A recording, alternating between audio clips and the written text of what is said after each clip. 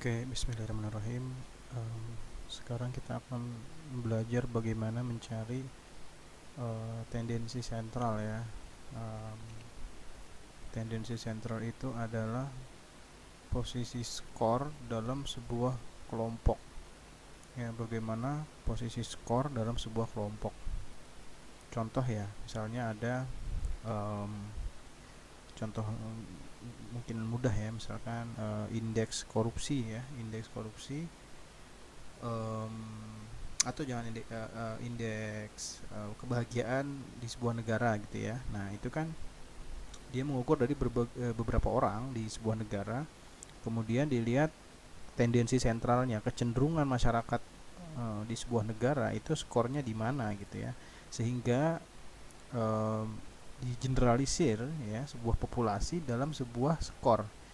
Ya, bisa di bentuknya rata skor gitu ya, atau median garis tengah sebuah skor gitu ya. Nah, kita akan belajar bagaimana cara mengetahui tendensi sentral, dan ada median, ada mode, dan apa eh, perbedaan antara keduanya ya. Nah, sekarang kita akan mencari skor.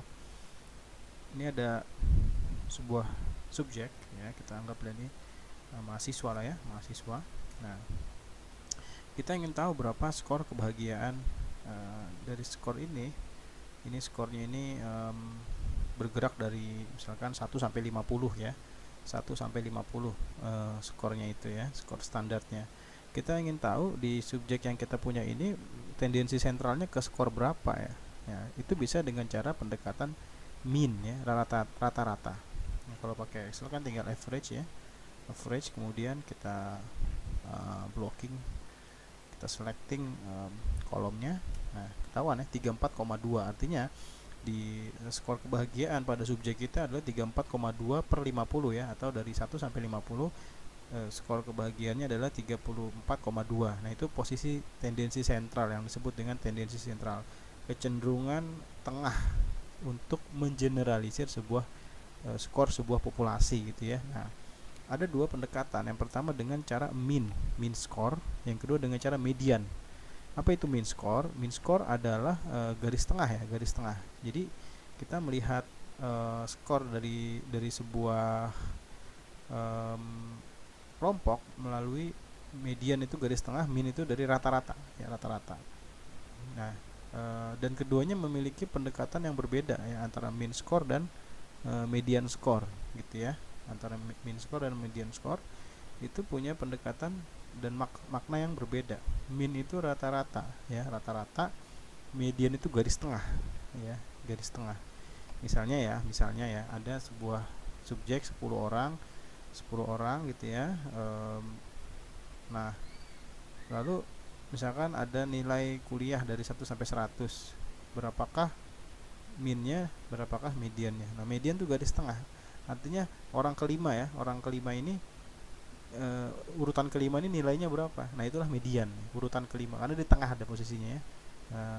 Lebih gampang ganjil ya, misalkan 11 ya, 11 orang ya, orang ke, kalau 11 itu ke 6 ya, ke 6 ke 5 ya, ke 6 ya. Orang ke 6 ini skornya berapa ya, dari 11 orang ke 6 ini skornya berapa, urutan ke 6. Nah, itulah median, garis tengah. Nah, kalau mean, rata-rata, dia itu di total dulu, dijumlah dulu, baru dibagi jumlah subjek gitu ya. Nah, uh, mean, median, mode ya.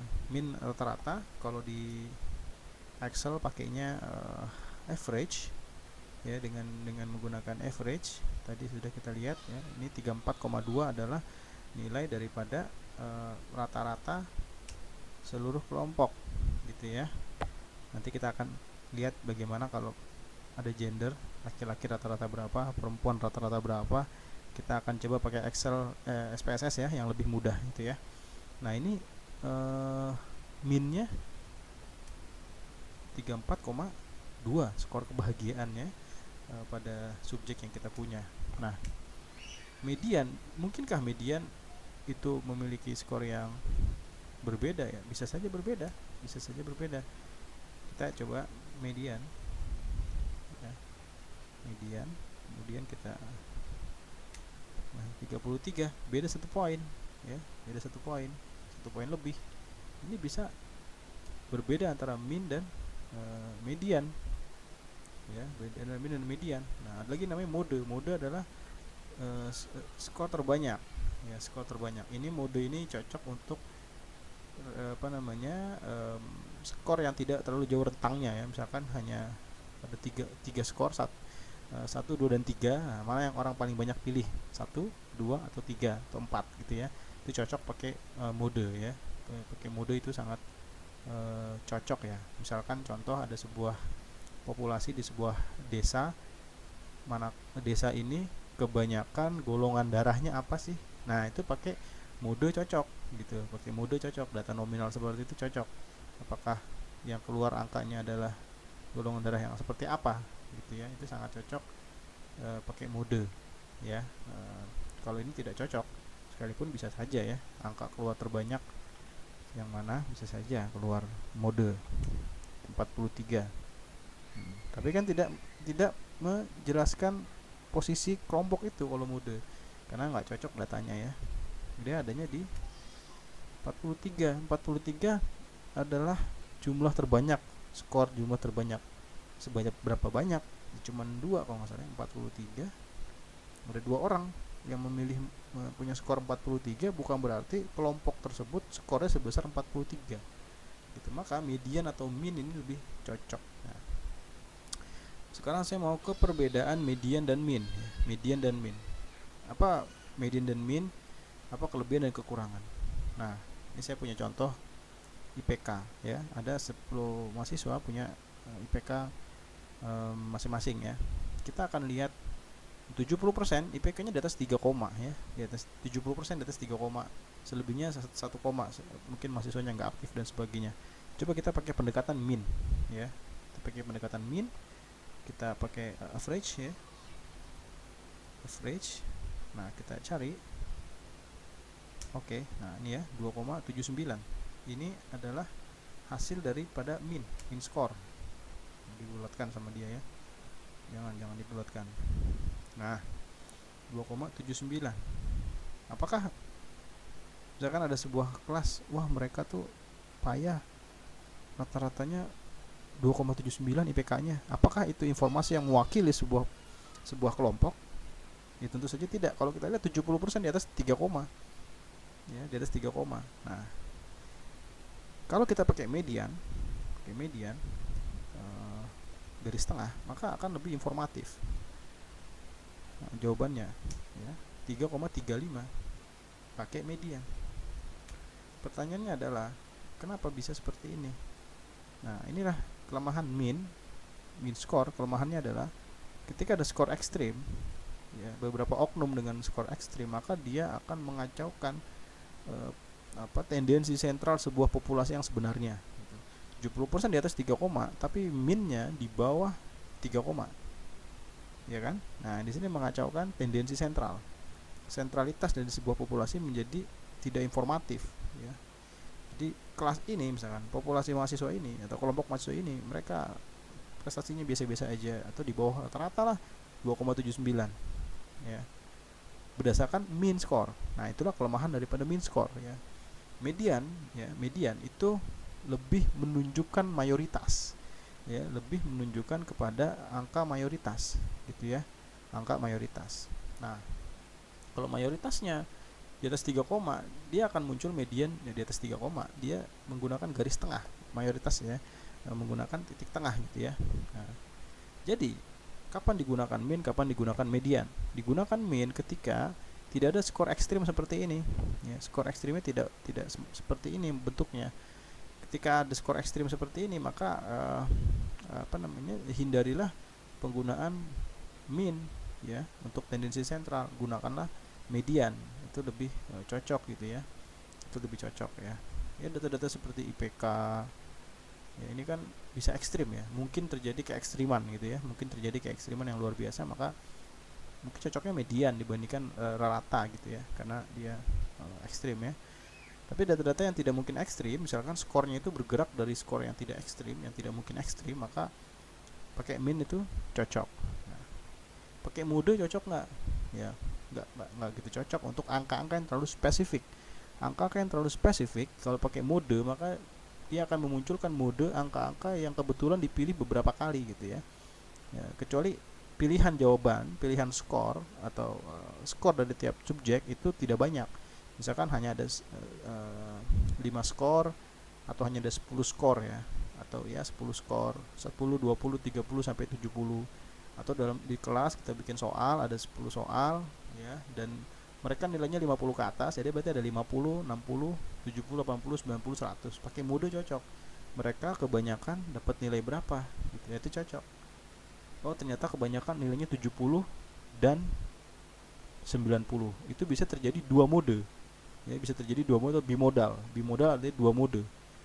Skor terbanyak pertama dan skor terbanyak kedua gitu. Atau sama-sama banyak. Itu bisa terjadi seperti ini grafiknya, bimodal ya, dua mode. Itu memungkinkan terjadi. Nah, untuk penelitian biasanya paling banyak menggunakan, kalau nggak min ya median. Tapi kebanyakan menggunakan min untuk penelitian psikologi, karena alat ukur psikologi biasanya ya tidak terlalu ekstrim ya skornya itu ya. Biasanya seperti itu gitu ya. Nah, dari mana taunya ekstrim? Kita bisa cek outliers ya. Outliers jawaban yang ekstrim. Nanti di konten lain saya akan jelaskan bagaimana cari outliers ya. Kita standardize skornya dari ekstrim bisa ketahuan. Nah, kalau terlalu banyak yang ekstrim maka sebaiknya menggunakan mode. Nah, sekarang kita akan pakai SPSS ya. Pakai SPSS. Bagaimana mencari populasi dan dipisah ya antara gender. Bisa nggak kita lakukan itu ya? Nah, kita paste ya. Sini taruh file gender dan kebahagiaan. Dalam SPSS harus diberi tanda dengan angka, tidak boleh dengan huruf ya. SPSS tidak mengenal huruf. Nah, ini biar mempermudah, kita beri nama di variable view gender dan kebahagiaan, dan jangan lupa diberi value untuk gender ya. Sehingga coding yang kita tulis bisa sesuai dengan output ya. Satu tadi laki, dua itu perempuan. Oke. Nah, ini kita tulis di value, di label, sehingga tidak lupa ya coding kita tuh apa tadi barusan. Oke, kita cek, kita sudah dapat dua data ini. Kita akan lihat tendensi sentral dari masing-masing grup ya. Caranya analyze, deskriptif, dan explore ya. Explore, kemudian kebahagiaannya itu masukkan ke dependent list. Nah, gender masukkan ke factor list. Nah, kalau tidak dimasukkan ke factor list, dia akan hitung seluruh populasi. Tapi kalau dimasukkan ke factor list, dia akan bagi dua, gender laki dan gender perempuan. Seperti itu ya. Seperti itu. Jadi kalau saya mau semuanya, tidak mau dipisah, maka masukkan ke tidak perlu dimasukkan ke factor list. Tapi kalau mau semuanya masuk, mau dipisah, analisis per grupnya, per grup laki-laki dan per grup perempuan, maka masukkan factor list. Ini display bisa bot, statistik, plots, bisa ada plotsnya silakan, statistiknya saja silakan, botnya juga silakan ya. Nah, statistiknya kita centang deskriptif ya, sehingga ada tendensi sentral min, median, itu bisa muncul ya. Mode tidak muncul di sini ya. Kemudian plots, ini ya terserah mau ada plots apa enggak. Saya suka plotsnya stem and leaf ya. Stem and leaf kalau untuk masalah perbedaan dua grup pakai stem and leaf ya, atau box plot ya, Oke, kita cukup ya, udah semua, tinggal kita oke. Nah, kita oke. Oh, ini masih ada hasil yang sebelumnya ya, saya close dulu biar nggak bikin bingung. Explore, karena sudah terrekam ya, kita oke saja langsung.